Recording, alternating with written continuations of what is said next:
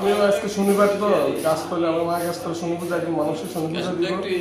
আমি ইফতারের পর পরে বসি ইফতারের পর পর আমার এই জায়গাটাতে আমরা নিরিবিলি সবাই মিলে আবার বসে পূজা করতেছি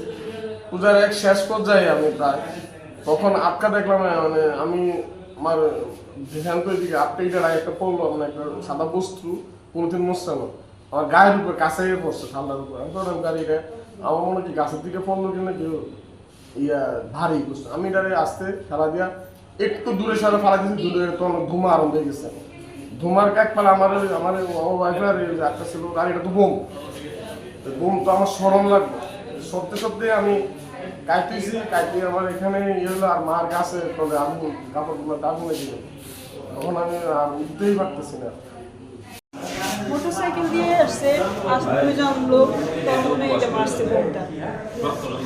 যখন ধোয়া উঠে তখন আমি বলতেছি যে এটা বোম বোম তুমি সরো এ তো মা আগুনে করতেছে মারা আগুনে পাও এই কইরা শোয়াতে আমি মসজিদেতে বাড়ি আমরা তিনজনে কথা বলি একসাথে বলি আমি আরেকজন ছিলাম ওখানে আমার গেটের সামনে যেন আমি সিকিউরিটির ডিউটি করি আমি গেটের সামনে কথা বলতেছি পাঁচজন হঠাৎ করে এফুক দিক থেকে একটা পড়লো কিনারে ফয়জা মারে ভাবারে রক্ত বাড়ি শুরু হয়েছে